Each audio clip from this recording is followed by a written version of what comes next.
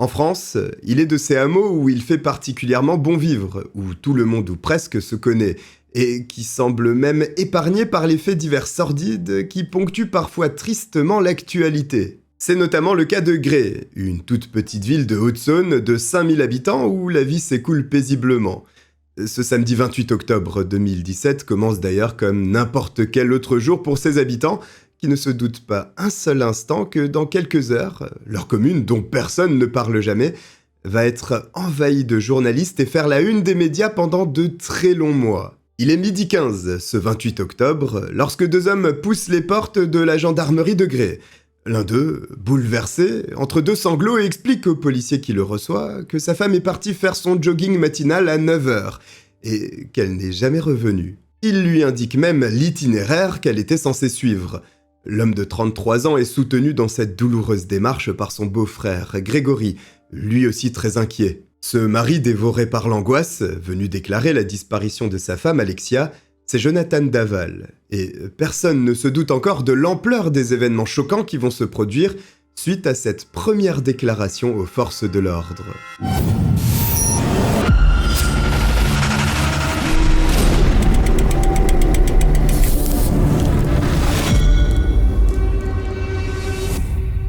Si vous regardez mes vidéos, c'est que vous êtes intrigué par les enquêtes criminelles. Vous aimez comprendre comment les enquêteurs investiguent et parviennent à remonter jusqu'au coupable pour le punir du crime qu'il a commis. Parfois, il suffit d'une demi-empreinte digitale découverte sous une table, une empreinte génétique dissimulée dans les habits de la victime, ou alors de profonds recoupements entre les versions des potentiels suspects de l'investigation. Et par moments, en écoutant l'histoire, on se dit que nous aurions pris une voie différente que celle des policiers parce que quelque chose d'évident nous a sauté aux yeux. Cela tombe bien parce que vous allez pouvoir être le détective d'une véritable énigme policière et c'est vous qui prendrez les décisions en vue d'arrêter un terrible meurtrier. Grâce à Detective Box, vous allez pouvoir entrer dans une chasse à l'homme et tenter d'interpeller le tueur au tarot. C'est la toute dernière enquête de Detective Box. Elle est hyper immersive, vous allez quasiment enquêter dans des conditions réelles. Il y a des rapports d'autopsie à analyser, des pièces à conviction ultra réalistes et même une interface digitale qui vous donnera accès à des briefings vidéo, des interrogatoires ainsi que des lieux à explorer grâce à la vue 360 degrés. Cela a pris plus d'1 an et demi pour concevoir une telle affaire que vous allez pouvoir partager avec vos proches si vous le souhaitez et si vous le faites, vous aurez des souvenirs inoubliables.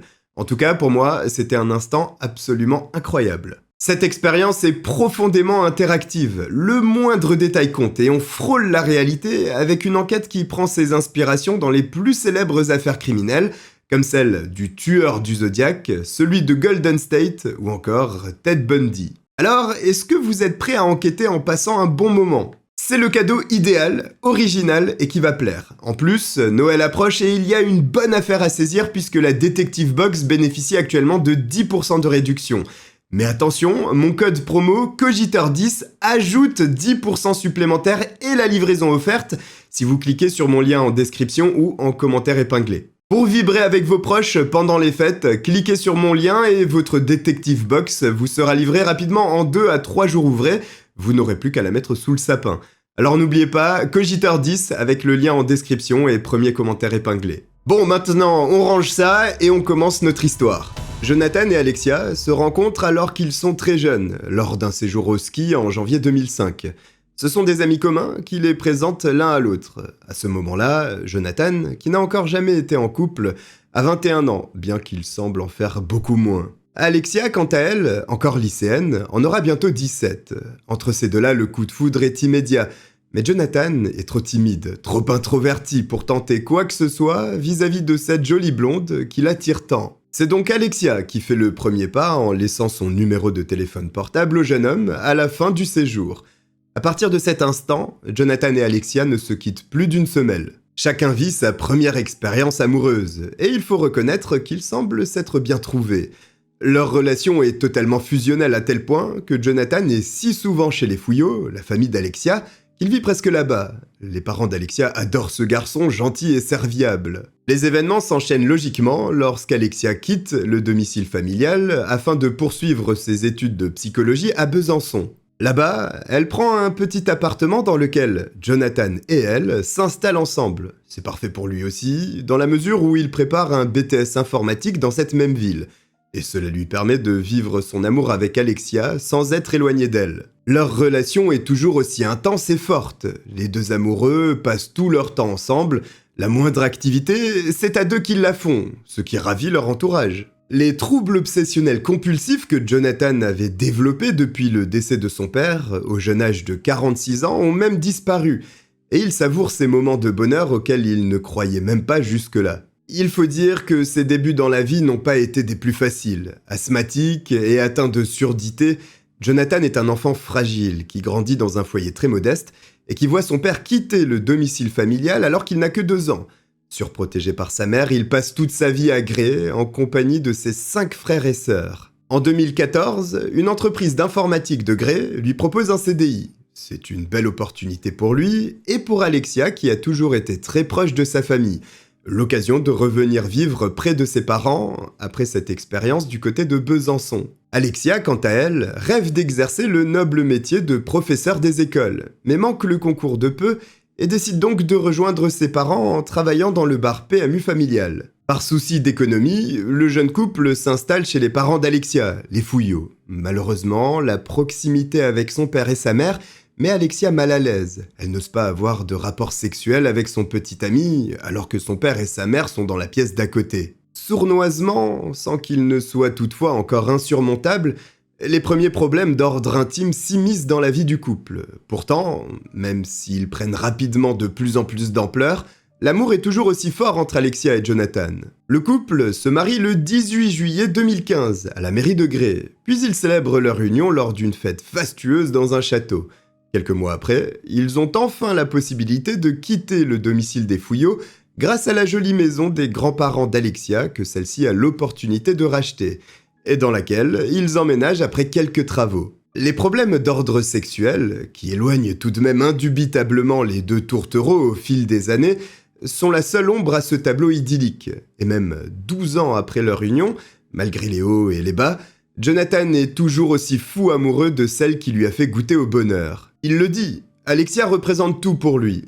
Seulement, ce que les policiers ignorent à cet instant, lorsque Jonathan vient signaler la disparition de sa femme, c'est que depuis quelques mois, la relation du couple s'est dégradée jusqu'à devenir explosive. Jonathan fuit le domicile dès qu'il en a l'occasion, plutôt que de rester auprès de sa femme qui souffre de ne pas parvenir à tomber enceinte. L'ambiance est délétère, et le jeune homme préfère mentir en inventant des heures supplémentaires au travail qui n'existent pas, simplement pour ne pas rentrer chez lui et affronter ses problèmes de couple. À la place, il file chez sa mère, cache la voiture et reste à ne rien faire chez elle jusqu'à ce qu'Alexia soit couchée et qu'il puisse retourner chez lui sereinement. Hormis la mère de Jonathan et lui-même, tout cela personne ne le sait. Derrière les volets fermés de leur belle maison avec piscine, se pourrait-il qu'un drame ait fini par se produire ? Alexia n'a disparu que depuis 3 petites heures, et on a coutume de dire qu'il faut attendre au moins 3 ou 4 jours pour commencer à s'inquiéter lorsqu'une personne adulte disparaît.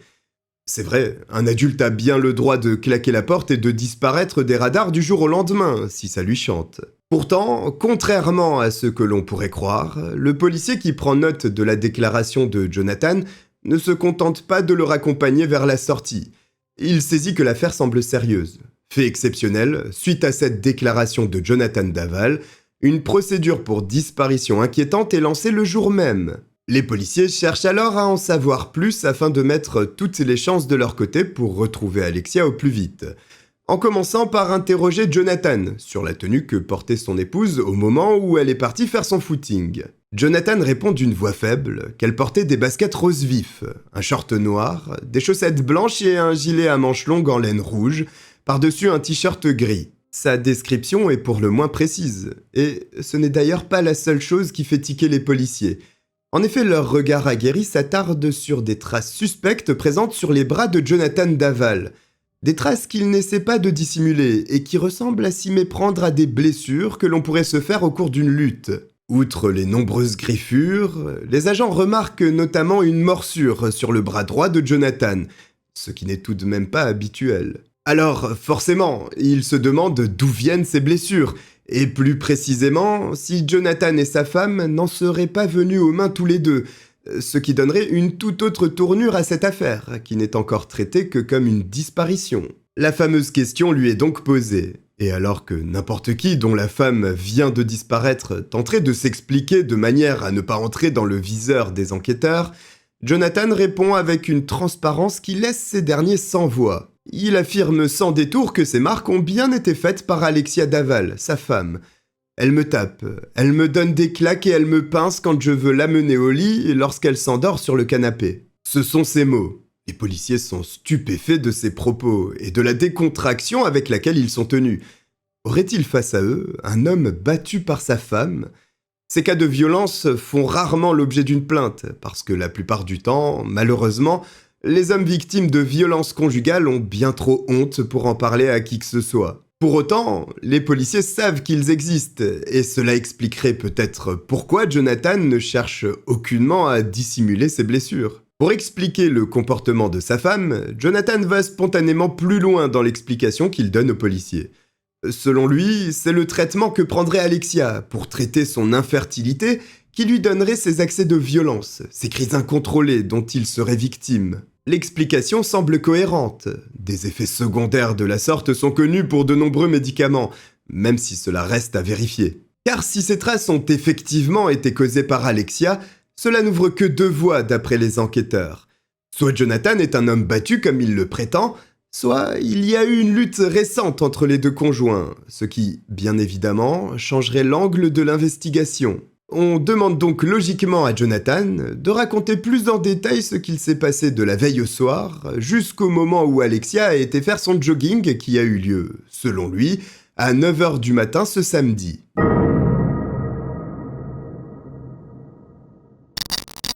Le mari s'exécute, semblant vouloir coopérer du mieux possible avec la police. De sa petite voix fluette, il commence alors à détailler le récit de la veille où Alexia et lui ont rejoint les parents de cette dernière, chez eux à Gré, pour une soirée raclette. D'ailleurs, le beau-frère de Jonathan, qui est avec lui au moment où il s'entretient avec les policiers, Grégory Gay, est aussi présent à cette soirée. Sa femme, Stéphanie, la sœur d'Alexia, est également de la partie avec leur fils âgé de 2 ans.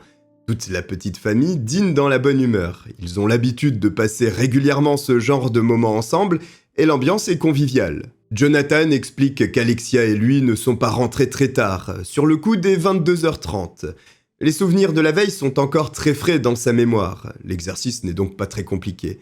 Après avoir nourri son chat, Alexia lance une machine de linge, tandis que lui met en route le lave-vaisselle avant d'aller se coucher avec son épouse. Rien de bien particulier donc, lors de cette soirée somme toute banale qui ne met en lumière aucun élément, à ce stade, permettant de lier la famille proche à cette disparition. Jonathan ne fait même pas mention de ses blessures qui seraient bien dues à une crise d'Alexia, mais plus ancienne selon lui.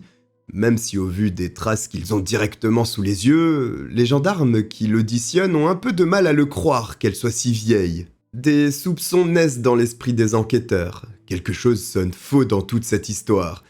Jonathan leur avoue être victime de violences conjugales, se présente au commissariat avec des signes évidents de morsures et de griffures récentes, et leur raconte l'histoire d'un petit couple parfait. Ils choisissent toutefois de garder leurs soupçons pour eux, pour l'instant, et continuent d'écouter Jonathan qui explique avoir dormi d'une traite jusqu'à 7h15 du matin, heure à laquelle le couple se réveille.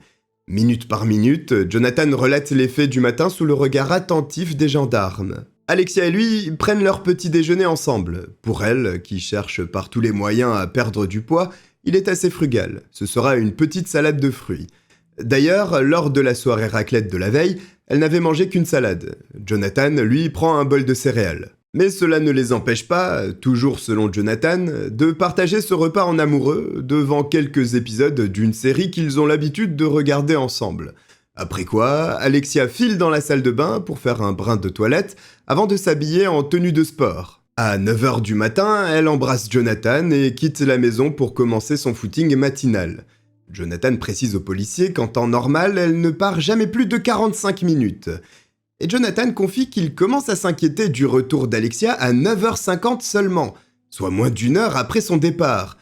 Peu de gens se feraient un sang d'encre pour quelques minutes de retard, même s'il est vrai qu'il y a malheureusement trop d'histoires où des joggeuses disparaissent. Toujours est-il que Jonathan angoisse, et plus le temps passe, plus l'inquiétude est lisible sur son visage. Il part tout de même voir sa mère, Martine Henry, qui habite à Velay, tout près de Gré. En buvant son café chez elle, le matin même, Jonathan avoue à sa mère de but en blanc qu'Alexia a disparu. Disparu. Le mot est lâché. Pourtant, il n'est même pas 10h du matin. Mais la conviction de Jonathan est étrangement solide, comme s'il savait qu'Alexia ne rentrerait jamais, au point qu'il va alerter ses parents dans cette même matinée. Il fait un arrêt au bar PMU où travaille Jean-Pierre, le père d'Alexia, et, comme ils sont proches, se confie à lui sans hésiter. Alexia est partie faire son jogging alors qu'elle était fatiguée, or, il n'a pas de nouvelles depuis. Jean-Pierre, le père, est surpris que Jonathan s'angoisse autant, et surtout aussi vite. Alors il le rassure comme il peut, en lui disant qu'elle va sûrement bientôt rentrer. Jonathan acquiesce, puis repart avant de faire un nouveau crochet, cette fois-ci au domicile familial des Fouillots. Il est 11h lorsqu'il sonne à la porte de sa belle-mère, qu'il appelle affectueusement maman. Mais cette fois-ci, 2 heures ont passé depuis qu'Alexia est partie faire ce fameux footing, et Jonathan fond en larmes dans les bras d'Isabelle, sa belle-mère. Isabelle est un peu déconcertée. Elle n'a pas l'habitude de voir son gendre dans cet état et s'inquiète immédiatement en lui demandant ce qui ne va pas. Alors Jonathan réexplique, une nouvelle fois, qu'Alexia est partie courir et qu'elle n'est toujours pas rentrée. Perplexe, la mère d'Alexia échange un regard avec Grégory, le beau-frère d'Alexia, qui est aussi présent dans le salon. Ce dernier décide de reprendre le trajet qu'aurait dû suivre Alexia avec sa propre voiture et emmène Jonathan avec lui. C'est vrai que 2 heures sans la moindre nouvelle, ça commence à faire long pour Alexia qui n'a pas l'habitude de partir aussi longtemps. Pour autant, Grégory refuse de céder à la panique. Il y a sûrement une explication logique à cette absence et ils vont la découvrir ensemble. Sur le siège passager, Jonathan indique à Grégory qu'Alexia a sûrement pris la route de Velay en quittant Gré. Alors Grégory et lui se rendent sur place, en roulant doucement pour avoir le temps d'inspecter les bords de route au cas où Alexia ait eu un accident. Mais rien, les deux beaux-frères rentrent bredouilles après avoir parcouru cette petite route en long et en large. Une nouvelle fois, c'est Grégory qui prend les choses en main et qui propose à Jonathan, effondré, de passer à leur domicile de Gré pour être certain qu'Alexia n'est pas rentrée entre-temps. Là non plus, malgré les appels de Jonathan qui crie le prénom d'Alexia dans la maison, rien. Aucune trace de son retour.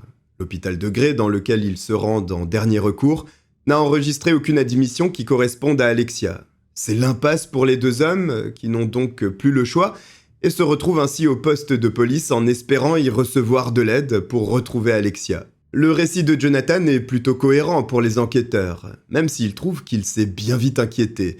De toute façon, le fait qu'un mari se ronge les sangs parce que sa femme a eu un peu de retard n'a rien d'incriminant. Cela fait de Jonathan quelqu'un de très stressé, tout au plus, et c'est loin d'être un motif d'inculpation. Et surtout, à cet instant, la priorité numéro 1 est de retrouver Alexia Daval. Les agents de police creuseront du côté du conjoint plus tard, car s'ils ne veulent négliger aucune piste, que ce soit celle du rôdeur, du prédateur sexuel ou même l'accident de chasse, secrètement, leurs doutes concernant le discours de Jonathan sont loin d'être effacés. C'est le branle-bas de combat à Gré. La petite commune, d'ordinaire si tranquille, voit ses rues envahies par les gendarmes, qui organisent les battues à la recherche d'Alexia. De nombreux habitants de Gré, ainsi que Gré-la-Ville, un petit village mitoyen de Gré, prennent aussi part aux recherches. La disparition d'Alexia Daval fait écho dans l'esprit de beaucoup de personnes qui, comme elle, partent courir seules et s'identifient à cette jeune femme de 29 ans qui n'est jamais rentrée chez elle après son jogging matinal. Dès l'après-midi du samedi 28 octobre, son prénom est d'ailleurs sur toutes les lèvres. Il faut dire aussi qu'Alexia, tout le monde la connaît. Sa mère, Isabelle Fouillot, fait partie du conseil municipal de Gré, et son père, Jean-Pierre, tient depuis quelques années le bar PMU de la place centrale de la ville. C'est une fille du pays que tout le monde a déjà croisée au moins une fois, ce qui explique le soutien populaire et immédiat dont bénéficie la jeune femme au moment de sa disparition. Jamais un tel déploiement de forces de l'ordre n'aura été observé à Gré, et tout le monde a l'espoir, grâce à la réactivité sans faille des autorités, de la retrouver en vie. Des centaines d'anonymes ratissent la campagne avec les gendarmes, mètre par mètre, toute la journée du samedi. Des drones de la gendarmerie survolent les champs, les forêts et les chemins à la recherche de la joggeuse, tandis que des chiens cherchent sa piste dans un périmètre déterminé autour du secteur que Jonathan a indiqué plus tôt aux inspecteurs. L'affaire prend une ampleur nationale quand les gendarmes décident de passer un appel à témoins sur les principales chaînes d'information. Il n'y a pas une minute à perdre, ils le sentent bien. Et ils n'ont pas oublié le comportement plutôt étrange du mari, Jonathan Daval. En parallèle des battus, une équipe d'enquêteurs se charge d'ailleurs de fouiller le domicile du couple afin de vérifier si, comme l'a affirmé Jonathan, tout a été calme et paisible dans la maison avant qu'Alexia ne se volatilise. C'est l'après-midi même, toujours ce samedi 28 octobre, que les agents se rendent donc chez Jonathan et Alexia Daval en compagnie de ce dernier. Les enquêteurs ne perdent pas de temps à fouiller les placards. Ils passent directement toute la maison au fameux luminol, ce produit qui permet de révéler des traces de sang invisibles à l'œil nu. Rien n'en ressort. Visiblement, personne n'a été blessé ici. Et c'est plutôt une bonne nouvelle pour les proches d'Alexia qui, de toute façon, ne croient pas une seule seconde que la clé du mystère se trouve au sein du couple qu'Alexia forme avec Jonathan. Toutefois, un élément apparaît étrange aux yeux des gendarmes chargés de fouiller la maison. Le téléphone portable d'Alexia est en effet posé sur l'îlot central de la cuisine, en évidence. Cette découverte pose question, car on se demande si Alexia aurait pu volontairement partir faire son jogging sans son téléphone, ce qui paraît peu probable quand on sait à quel point il est important d'avoir un moyen de communication avec soi lorsque l'on s'en va seul sur des chemins de campagne. Mais il est toujours possible que ce soit un oubli. Sauf qu'en vérifiant le contenu du téléphone, parmi les messages envoyés par Jonathan qui s'inquiète de son absence de réponse, les enquêteurs tombent sur un SMS envoyé par Alexia à sa sœur à 9h13.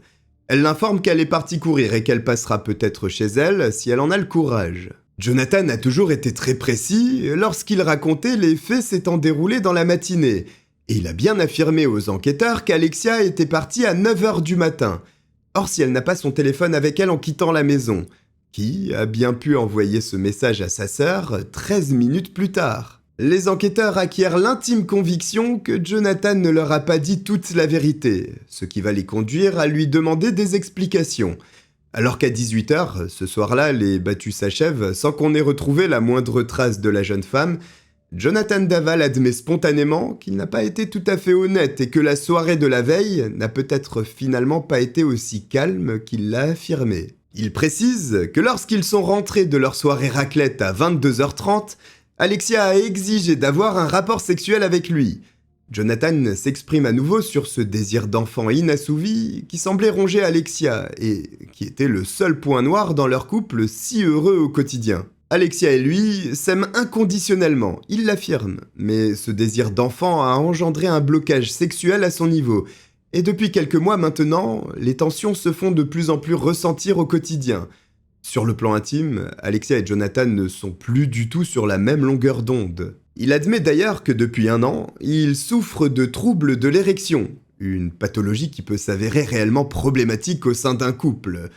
Seulement, Alexia ne supporte pas l'idée que son conjoint ne leur donne pas toutes les chances de concevoir un enfant. De nouveau, Jonathan décrit une épouse violente, presque hystérique, et qui n'hésite pas à l'humilier et à le rabaisser, en lui répétant qu'il n'est pas un homme. Il met ce comportement sur le compte du traitement qu'Alexia prend afin d'augmenter ses chances de tomber enceinte, allant même jusqu'à dire qu'elle l'a déjà frappé si fort lors d'une de ses crises qu'elle lui aurait brisé une côte.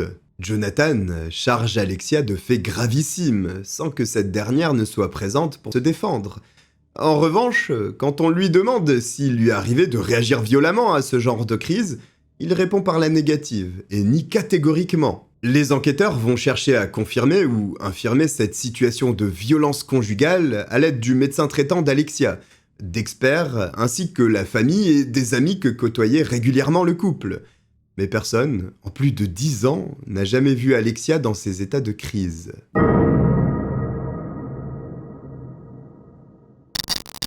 Derrière l'image du petit couple parfait, les policiers comprennent qu'une histoire un peu plus sombre est en train de se tisser. Toutefois, cela n'est toujours pas une preuve de la culpabilité de Jonathan. Bon nombre de couples connaissent de graves problèmes, mais finissent par les surmonter ou se séparer. Et pour ce qui est de la violence d'Alexia envers Jonathan, Aucun élément, hormis les blessures qu'il arbore le jour même, ne vient corroborer sa thèse. Aucune plainte ni main courante n'a été déposée au nom de Jonathan. Aucun voisin ne les a jamais entendus se disputer. Au contraire, tout le monde décrit le couple comme idéal, très épris l'un de l'autre et aux petits soins. Les parents d'Alexia eux-mêmes répondront aux policiers venus les interroger sur la relation entre Jonathan et Alexia qu'ils souhaitent à tous d'avoir un gendre aussi parfait que Jonathan Daval. Mais il y a toujours cette histoire de téléphone portable retrouvé chez les Daval qui ne colle pas. Jonathan n'a aucune explication à donner sur la présence de ce téléphone, et la chronologie ne correspond pas à ses affirmations. Seulement, les policiers n'ont que des soupçons qui se renforcent, et tant qu'ils ne retrouveront pas Alexia, ils savent que l'enquête n'avancera pas. Les recherches reprennent donc dès l'aube, le dimanche matin, mais la journée passe sans rien de nouveau. On ne trouve aucune trace d'Alexia où que ce soit, comme si elle avait disparu définitivement, comme Jonathan le clamait déjà la veille. Il faudra finalement attendre le lundi pour que des élèves gendarmes se joignent à la battue et tombent sur un cadavre partiellement carbonisé dans le bois de la Vèvre, à 5 km du domicile d'Alexia et Jonathan Daval. Le corps est disposé entre deux troncs d'arbres, les jambes repliées et les mains dans les poches. Les lunettes de la jeune femme sont disposées précautionneusement sur son visage, et un drap a été tiré sur elle, ce qui donne tout de suite l'impression que le tueur qui a orchestré la mise en scène connaissait bien la victime. La zone forestière a beau être très éloignée de l'endroit où Alexia était censée aller faire son footing, les agents de gendarmerie présents sur place redoutent immédiatement qu'il s'agisse bien de celle qu'ils recherchent. À l'œil nu, il est impossible de déterminer si c'est bien le corps d'Alexia qui gît sous leurs yeux, car son visage et son bassin ont été dévorés par les flammes.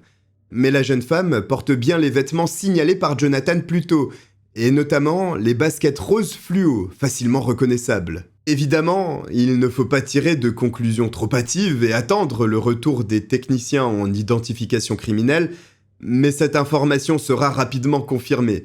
Il s'agit bel et bien d'Alexia Daval, disparue seulement quelques heures plus tôt. Les premières investigations sont menées en pleine nuit, pour ne pas perdre la moindre seconde. Quelques éléments retrouvés près du cadavre vont effectivement s'avérer extrêmement importants pour la suite de l'enquête. Tout d'abord, les enquêteurs relèvent une trace de pneu dans la boue. Celle-ci est nette, ce qui leur permettra sans doute d'en savoir plus sur le véhicule qui était présent sur le lieu du crime.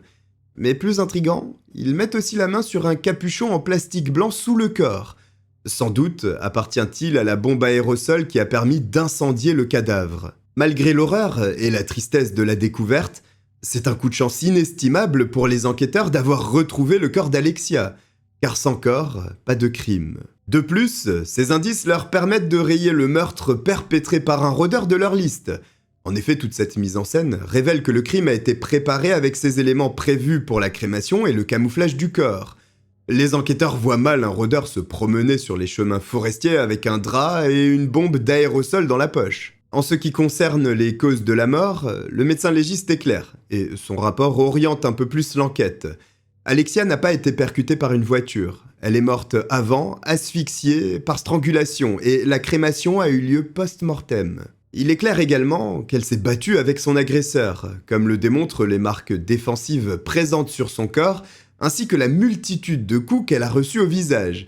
Et l'information qu'attendaient précisément les enquêteurs tombe. Il n'y a aucune trace de sévices sexuels. Le crime n'est donc pas crapuleux. Cette absence de motivation sexuelle dans le meurtre conforte un peu plus l'intuition des enquêteurs qui pensent que le tueur était certainement une connaissance de la victime et que le mobile est tout autre. 48 heures après qu'Alexia se soit volatilisée, l'enquête pour disparition inquiétante se transforme en enquête pour homicide. Avant que les journalistes ne s'emparent de l'information et ne la divulguent sur toutes les chaînes de télévision, il faut avertir la famille d'Alexia. Ses parents, sa sœur, son beau-frère ainsi que son mari, Jonathan, s'effondrent littéralement aux pieds des policiers. Une semaine après la mort d'Alexia, des centaines de footings sont organisés partout en France en hommage à la jeune femme. Au premier plan, Jonathan, son mari, qui apparaît fatigué et brisé. Il tient pourtant à être présent pour honorer la mémoire de celle dont il dit qu'il est toujours fou amoureux. Le lendemain de cette journée particulière, qui a vu la France entière se mobiliser, une marche blanche est organisée à Grès. Elle rassemble plus de 10 000 personnes, amis, familles et anonymes, soit le double de la population de la petite ville. Là encore, Jonathan, une rose blanche à la main, est en tête du cortège avec ses beaux-parents, qui l'enlacent devant les caméras et le soutiennent. Le trio est uni et soudé dans la même douleur. Mais Jonathan semble à peine tenir debout, secoué par de gros sanglots, et craque de nombreuses fois quand il s'exprime devant les journalistes. Ceux qui se sont déplacés pour Alexia ne peuvent qu'être émus de voir son mari pleurer à chaudes larmes, peinant parfois à respirer et à marcher. L'affaire bouleverse tous ceux qui s'y penchent. En parallèle, l'enquête fait un incroyable bond en avant grâce à de nouveaux éléments recueillis par les gendarmes. Et ceci pèse encore un peu plus sur les épaules de Jonathan Daval, vers qui les regards de tous les policiers se tournent dorénavant. Premièrement, une nouvelle incohérence concernant la chronologie donnée par Jonathan fragilise un peu plus sa crédibilité à leurs yeux, et elle est apportée grâce au témoignage de l'un de ses voisins. Alors que Jonathan avait indiqué être rentré chez lui à 22h30 en compagnie d'Alexia la veille des faits, après le dîner en famille et ne plus être ressorti de la maison jusqu'au lendemain matin, ce fameux voisin insiste. Il y a bien eu du mouvement chez les Daval. Il peut même affirmer que c'était à 1h26 du matin précise. S'il est si sûr de lui, c'est parce qu'une plaque métallique située juste devant le garage des Daval bouge à chaque fois qu'une voiture passe dessus et résonne dans la rue. Alors qu'il dormait, le voisin a été réveillé par ce bruit significatif, et il a jeté un coup d'œil au réveil par réflexe, 1h26. Il s'est même dit que les voisins rentraient bien tard ce soir-là. Dans un second temps, les enquêteurs vérifient la voiture de fonction de Jonathan, une petite Citroën Nemo blanche qui lui sert à transporter son matériel d'informaticien, qui est équipé d'un tracker GPS. Ce dispositif s'enclenche à chaque fois que quelqu'un ouvre la portière du véhicule. Afin de voir si la nuit du 27 au 28 octobre a été aussi calme que le prétend Jonathan, ils étudient le relevé du tracker en question. Et ce qu'ils découvrent à ce moment-là est plus qu'édifiant. Le tracker s'est déclenché un nombre de fois ahurissant, 9 fois en tout, entre 1h26 du matin et 11h45 le lendemain. 1h26, c'est justement l'heure à laquelle le voisin a entendu le véhicule passer sur la plaque métallique, ce qui étaye un peu plus l'hypothèse des enquêteurs, selon laquelle Jonathan a quelque chose à cacher. Les preuves continuent d'ailleurs de s'accumuler contre lui, car la trace de pneus retrouvée près du corps d'Alexia correspond exactement à ceux dont son véhicule de fonction est équipé. Et comme si cela ne suffisait pas, un chasseur apporte un nouveau témoignage à charge.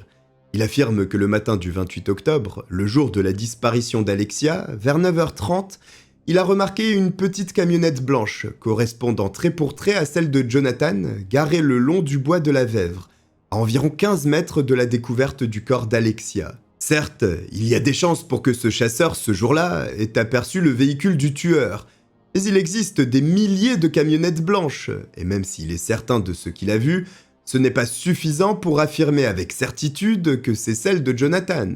Mais le tracker GPS du véhicule de Jonathan déclenche 2 relais entre 9h25 et 10h18, juste à côté du bois de la Vèvre. Enfin, lors d'une perquisition au domicile des Daval, les enquêteurs retrouvent le même drap que celui qui recouvrait le corps d'Alexia, ainsi qu'une bombe aérosol sans son bouchon, qui correspond parfaitement à celui retrouvé sur le lieu de la découverte du corps. À ce stade, les enquêteurs ne doutent même plus de la culpabilité de Jonathan. Ils savent que l'histoire qu'il leur raconte depuis le début est montée de toutes pièces, et qu'il est loin de leur dire toute la vérité.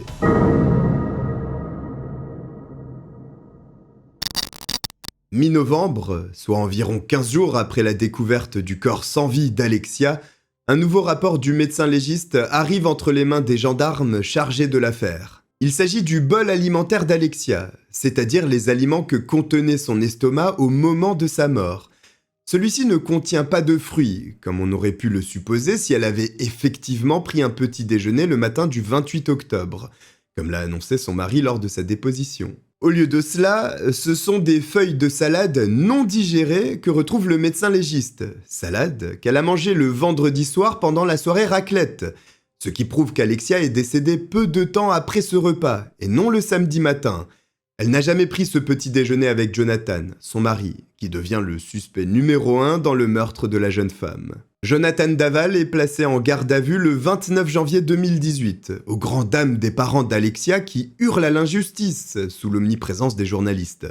Pour Isabelle et Jean-Pierre Fouillot, la descente aux enfers continue. Ce gendre qu'ils considèrent comme leur fils ne peut pas être le coupable du meurtre de leur fille adorée. Mais les gendarmes, eux, ont bien compris que Jonathan manipule tout le monde depuis 3 mois, et ils ont minutieusement préparé leur interrogatoire.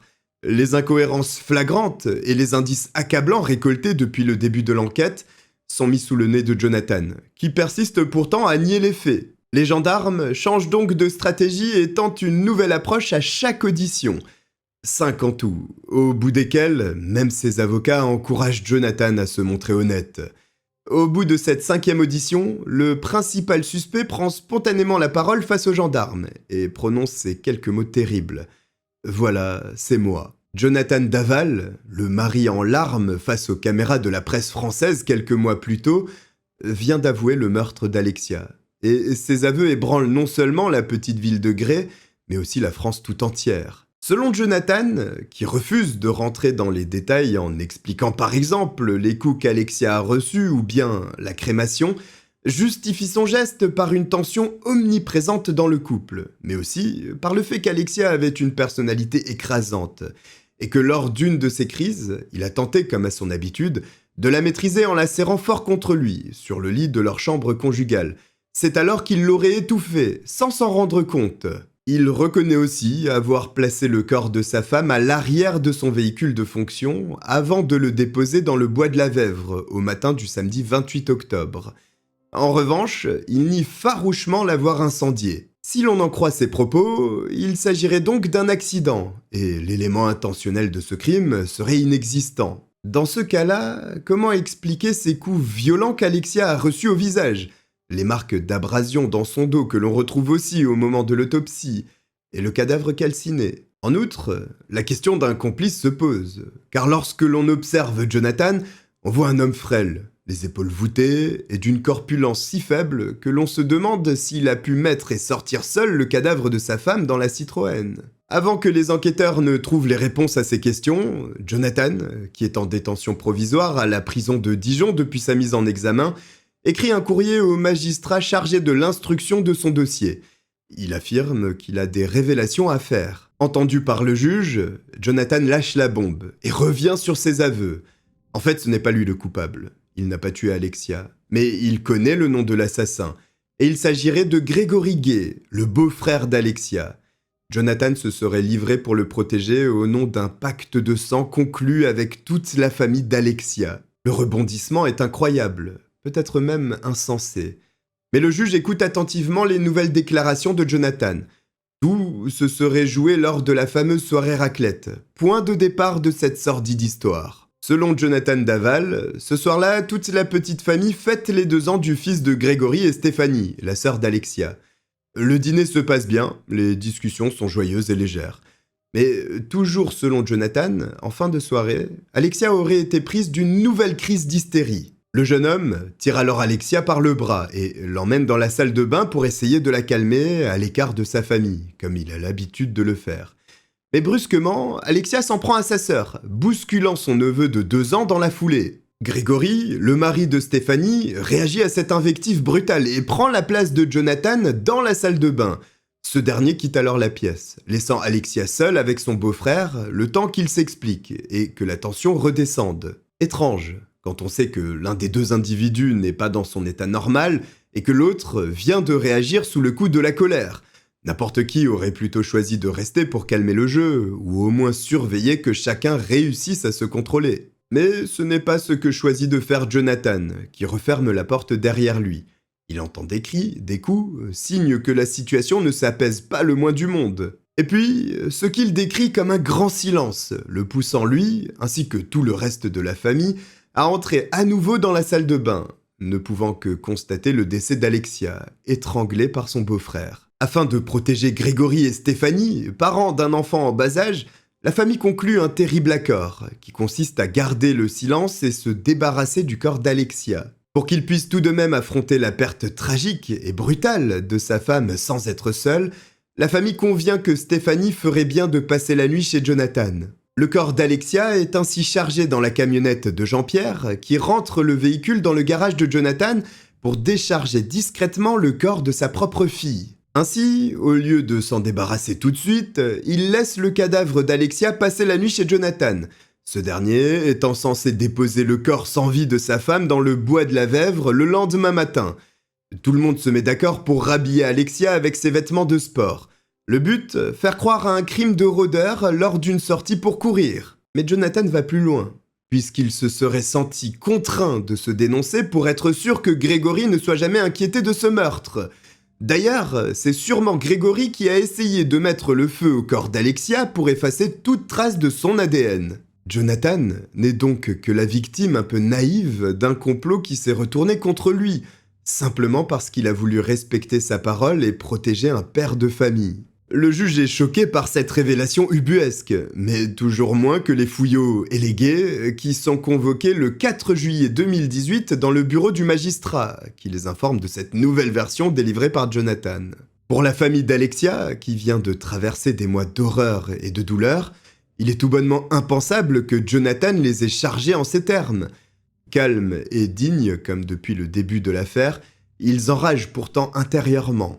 C'est le mensonge de trop de la part de celui qu'ils considéraient tous comme un fils, un frère, un membre de la famille à part entière. De plus, l'affaire est tellement médiatisée qu'il ne faut pas longtemps avant que le scandale éclate.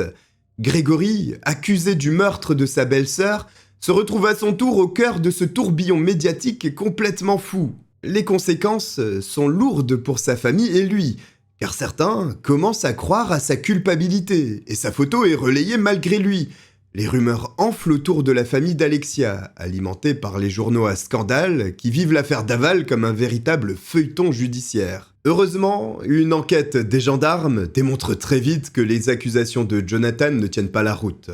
Sur les caméras de vidéosurveillance de la ville de Gré, si ce qu'a révélé Jonathan est vrai, les agents devraient apercevoir la camionnette du père d'Alexia, censée se rendre chez Jonathan pour y déposer le corps de sa fille. Mais elle n'apparaît nulle part. Et surtout, après vérification, la camionnette de Jean-Pierre est bien trop haute pour passer dans le garage de la maison des Daval. De toute évidence, il s'agit d'un nouveau mensonge inventé par Jonathan Daval, qui peut être qualifié désormais de mythomane. Toute la famille est écœurée par cette tentative de dédouanement de dernière minute, Grégory en particulier que Jonathan a directement visé et ne décolère pas. Le 7 décembre 2018, Jonathan fait face à son ancienne belle-famille pour une confrontation organisée au palais de justice de Besançon. Jonathan va s'entretenir tour à tour avec Grégory, Stéphanie, Jean-Pierre, puis Isabelle. L'époux campe sur ses positions face à Grégory et réitère ses accusations. L'entretien n'aboutit à rien, pas plus que les suivants avec Stéphanie et Jean-Pierre. Mais lorsqu'Isabelle, la mère d'Alexia, tend à Jonathan une photo d'Alexia avec son chat qu'elle aimait plus que tout, celui-ci s'effondre et avoue qu'il a effectivement tout inventé. Le nom des fouillots et des gays est lavé de tout soupçon. Jonathan est le véritable meurtrier de sa femme Alexia Daval et plus jamais aucun doute ne sera émis à ce sujet.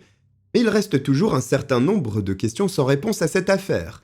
Jonathan a-t-il agi seul ? Qui a voulu incinérer le cadavre d'Alexia ? Et pour quelle raison ? Afin de saisir ce qu'il s'est réellement passé le soir du 27 octobre 2017, pour qu'Alexia trouve tragiquement la mort, une reconstitution est ordonnée 6 mois après la confrontation organisée au tribunal entre Jonathan et la famille d'Alexia. Tous ceux qui ont travaillé sur cette enquête espèrent qu'ils comprendront enfin, grâce à cette reconstitution, ce qu'il s'est passé au domicile des Daval ce jour fatidique. Dès le lundi 16 juin 2019, le quartier de la rue dans laquelle vivaient Alexia et Jonathan est bouclé pour tenir la presse à distance. Il est 5 heures du matin. Pour être au plus près de la vérité, les volets de la maison sont fermés, plongeant ainsi le domicile dans l'obscurité comme c'était le cas la nuit du meurtre. Jonathan entre dans le salon, penaud, et explique qu'en revenant de la soirée chez les parents d'Alexia, celle-ci a exigé de lui un rapport sexuel, auquel il n'a pas voulu consentir. Après quoi, Alexia l'aurait une nouvelle fois insulté. Sur ce point, sa déclaration ne change pas. Par contre, il avoue cette fois-ci que ces derniers mots le rendent comme fou et que la situation tendue depuis de longs mois explose. L'altercation commence dans le salon. Selon Jonathan, Alexia est dans une colère noire. Celui-ci récupère ses clés de voiture et avance dans le couloir menant au garage afin de monter dans son véhicule et quitter la maison. Mais Alexia l'aurait empoigné, puis plaqué contre le mur avant qu'il ne descende l'escalier du garage, toujours en se disputant violemment. Alexia le griffe et le mord. En mimant les gestes de la lutte, Jonathan explique que tout à coup, cette nouvelle attaque de sa femme le met hors de lui, et il commence à la frapper de toutes ses forces au visage, une dizaine de fois au moins, tout en lui cognant la tête contre le mur en béton. Cette fois-ci, les gestes et les propos de Jonathan correspondent aux conclusions de l'autopsie faite par le médecin légiste. Tout est crédible dans ce récit, qui pour la première fois depuis le début de cette investigation semble vrai. Alors qu'Alexia est plaquée contre le mur, les mains de Jonathan se referment autour de son cou et serrent de toute leur force pendant 4 à 5 minutes, selon ses propres mots, jusqu'à ce que le corps d'Alexia s'affaisse à ses pieds, sans vie. La thèse du malheureux accident est mise à mal, car pour étrangler quelqu'un pendant 4 à 5 minutes, il faut une vraie volonté d'ôter la vie. Pourtant, Jonathan affirme qu'il croit qu'à cet instant, Alexia est simplement évanouie, mais elle est bel et bien morte. La reconstitution porte déjà ses fruits, car en plus de découvrir que Jonathan ne songe pas une seule seconde à appeler les secours, alors que sa femme pourrait encore être sauvée selon lui, on découvre qu'il est loin d'avoir tué Alexia dans leur chambre, par accident, en essayant simplement de la calmer. C'est une toute autre scène qu'il joue devant les policiers et les parents d'Alexia, bouleversés de revivre les derniers instants de leur fille dans le sordide escalier menant au garage. Jonathan explique qu'il tire ensuite le corps inerte de la jeune femme jusqu'au coffre de sa voiture. Pour vérifier s'il a effectivement pu tirer puis porter seul le cadavre d'Alexia, sans aide d'un complice, un mannequin lesté avec des poids est apporté sur les lieux. Il pèse 50 kilos, exactement le même poids qu'Alexia au moment de sa mort. On demande à Jonathan de reproduire les mêmes gestes que le soir du meurtre. Et à la surprise de tout le monde, malgré sa silhouette menue et sa fragilité apparente, il n'a aucun mal à porter Alexia jusque dans sa voiture. La réponse est claire, Jonathan n'a eu besoin de l'aide de personne pour commettre ce crime et tenter de le maquiller. L'hypothèse du complice s'envole. Après avoir chargé Alexia dans le coffre, il ouvre la portière du Citroën Nemo, réfléchit un instant avant de remonter à l'étage. S'ensuit un nouvel instant de réflexion, puis il redescend ouvrir la porte du véhicule et finit par remonter pour faire un somme. À son réveil, il répète encore l'opération de nombreuses fois, juste pour vérifier que ce qu'il a fait est bien réel. Ce qui explique que le tracker du véhicule se soit déclenché si souvent la nuit du meurtre. Finalement, le corps sans vie d'Alexia restera dans le véhicule jusqu'au lendemain matin. Après avoir dormi, les idées un peu plus claires, Jonathan songe à un plan à mettre en place afin de maquiller son crime et d'éloigner les soupçons. Bien vite, il se dit que le plus probable serait qu'Alexia parte faire un jogging matinal et qu'elle soit tuée par un rôdeur sur le trajet. Alors, Jonathan enfile une paire de baskets roses aux pieds d'Alexia, morte depuis la veille. Pour le reste, la tenue qu'elle porte fera très bien l'affaire. Il est donc temps pour tous de se rendre sur le lieu de la découverte du cadavre afin de répondre à la dernière question encore en suspens, la crémation du corps d'Alexia. La presse, contenue par les gendarmes, s'amasse aux abords du bois de la Vèvre où a lieu la suite de la reconstitution. Jonathan ouvre le coffre de la voiture, tire le mannequin par les pieds et le traîne dans le bois, jusqu'à l'endroit où le corps d'Alexia sera découvert, entre 2 troncs d'arbres. Là, il place le mannequin dans la même position que le corps d'Alexia, les jambes pliées, les mains dans les poches et place le drap au-dessus. On le questionne naturellement au sujet des départs de feu découverts sur le corps de sa femme, mais contrairement aux autres questions qui ont toutes trouvé réponse, il s'obstine à nier en être l'auteur. Pourtant, il a été prouvé qu'il n'avait besoin de personne pour commettre le crime de A à Z, alors qui aurait pu s'en prendre à la dépouille d'Alexia? Quel intérêt quelqu'un qui passait par là et découvrait le corps aurait-il eu à faire cela? Aux yeux des gendarmes, cela n'a aucun sens. Les parents d'Alexia, toujours présents lors de cette épreuve insupportable, supplient alors Jonathan de dire enfin la vérité sous le regard de la juge d'instruction. La discussion est stoppée, mais on accorde à Jonathan de s'entretenir un instant avec ses avocats, auxquels il avouera que c'est bien lui qui a mis le feu au corps d'Alexia, mais qu'il n'arrive pas à le dire à haute voix. Encouragé par ses avocats à assumer son acte dans le but, notamment, de libérer les parents d'Alexia de ce poids, le meurtrier se tourne vers la délégation présente sur place et avoue « C'est moi ». Il indique s'être servi de mousse expansive qu'il a répandue sur le corps d'Alexia avant de l'enflammer. La mousse provenant justement de la bouteille d'aérosol découverte des mois plus tôt dans le garage de Jonathan et d'Alexia. Cette fois-ci, toute la lumière est faite sur la mort d'Alexia Daval, et le procès peut commencer le 16 novembre 2020 devant la France entière qui s'est prise de passion pour l'affaire Daval. Lorsqu'Isabelle, la mère d'Alexia, lit une lettre que sa fille avait écrite à Jonathan pour la Saint-Valentin, un silence glaçant se fait dans la salle d'audience. Le ton est plus sec, plein de rancœur. Le gendre idéal n'existe plus, et la famille refuse obstinément de croire à un meurtre accidentel. Mais malgré les tentatives de l'accusation, il n'y a pas assez d'éléments qui permettent de caractériser la préméditation. Les preuves mènent toutes, en effet, à cette dispute qui a dégénéré et qui se termine par un crime. La délibération ne dure que 2h30, après quoi Jonathan Daval est condamné à une peine de 25 ans d'emprisonnement. Ce dernier ne fera jamais appel du verdict et purge actuellement sa peine dans la prison d'Ensisheim, en Alsace. Voici pour cette affaire française absolument tragique, une pensée évidemment à la famille d'Alexia. Si vous avez apprécié que je vous la raconte, n'hésitez pas à vous abonner, à liker. Je vous remercie de m'avoir regardé et je vous dis à très bientôt. Bye.